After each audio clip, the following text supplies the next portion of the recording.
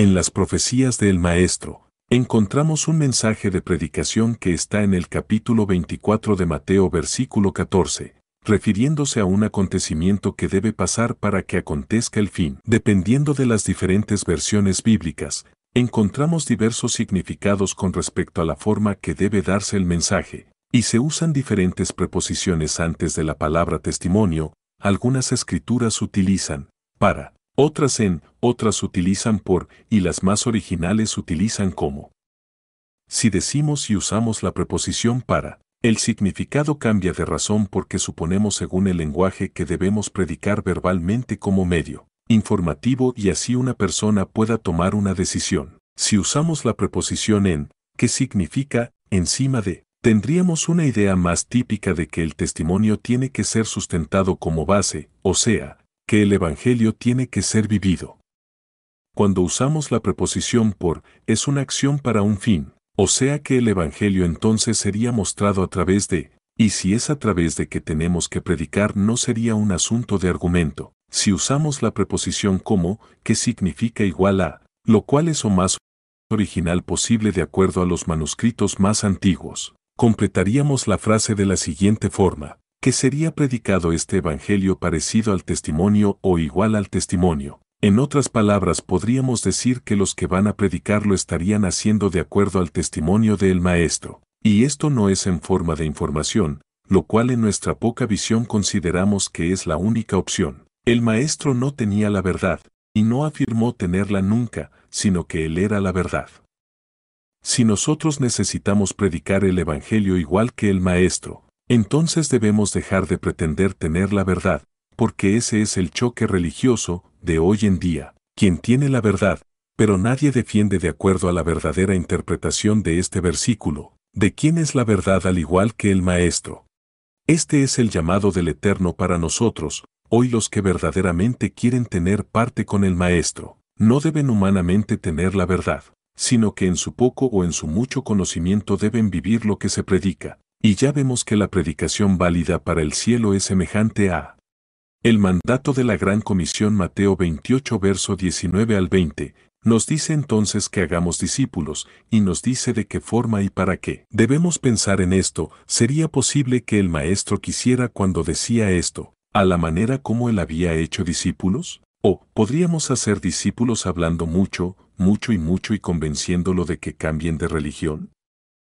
El Maestro enseñaba a sus discípulos con su ejemplo, así los educó. Pero esta gran comisión que Él nos manda hoy, deberíamos nosotros cumplir con este mandato en base a argumentación. De paso dice, haced discípulos a todas las naciones, bautizándolas en el nombre del Padre y del Hijo y del Espíritu Santo. No dice en los nombres, y los discípulos entendieron bastante bien que les había dicho el Maestro, y todos ellos bautizaban en el nombre del Maestro, solamente como bien lo expresa aquí, y como lo dice el libro de Hechos 2 verso 38 y Hechos 10 verso 48. En Marcos 16 verso 15 encontramos una variación enorme, según la Gran Comisión, porque dice el versículo 15 y le dijo, id por todo el mundo y predicad el Evangelio a toda criatura. Y agrega el 16, el que creyere y fuere bautizado, será salvo, no dice en el nombre de quién, pero deja ver la salvación a través de la fe. Entonces dice el 17 algo que resulta chocante hoy, porque no lo vivimos. Miren aquí unas señales del discipulado, del Maestro versículos 17 al 18. En mi nombre echarán los demonios, hablarán lenguas nuevas, tomarán en las manos serpientes, y si bebieren ponzoña no les dañará. Pondrán las manos sobre los enfermos y éstos encontrarán el bien.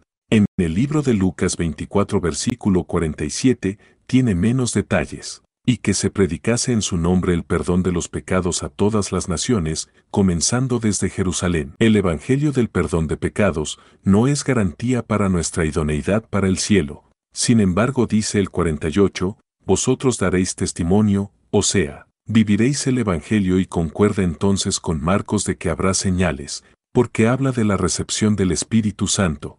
La única forma en que se podría manifestar lo que está expresado en Marcos capítulo 16 verso 17, San Juan 20 verso 21 al 23, como me envió mi Padre así envío yo. Diciendo esto sopló y dijo, recibid el Espíritu Santo, a quien perdonares los pecados, les serán perdonados, a quienes se los retuvieres, les serán retenidos. Esta declaración del Maestro concuerda con la de Lucas, donde habla del Evangelio del perdón de los pecados. Refleja la misión declarada por Juan el Bautista, cuando dijo, «Este es el Cordero del Eterno, que quita el pecado del mundo», Juan 1 verso 29. La lucha del verdadero creyente no consiste en quien tiene la verdad, sino quien es imitador de la verdad. Los discípulos anduvieron con el Maestro 3 años y medio y nunca fueron llamados Cristos, sino hasta que fueron imitadores de Él, o sea, que cristiano no significa seguidor del Maestro, sino imitador de Él. El Maestro dijo, «Yo soy el camino, la verdad y la vida», Juan 14 verso 6. Y la verdad es que el Maestro no tuvo pecado, 2 de Corintios 5 verso 21. No es que ocultemos la verdad con relación a nuestros pecados anteriores. Lo real es que el que está en el Maestro no peca. 1 de Juan 3 verso 6, dice Juan. O sea que el que logre la comunión con el Maestro, en todos los momentos de su vida vivirá sin pecado por la comunión. Existen algunas cosas de la vida que para poder hacerlas necesitamos apartarnos del Eterno, o sea, quedarnos un poquito atrás como hacían los discípulos. Bien sabían ellos que si el Maestro oía sus conversaciones serían reprendidos. Por eso se quedaron atrás y se apartaron de él. Practiquemos la oración constante en nuestra mente, ya que el Maestro le dijo a Pedro y a los discípulos orar sin cesar, para que no entréis en tentación. Mateo 26 verso 41, nos da a nosotros el mismo remedio.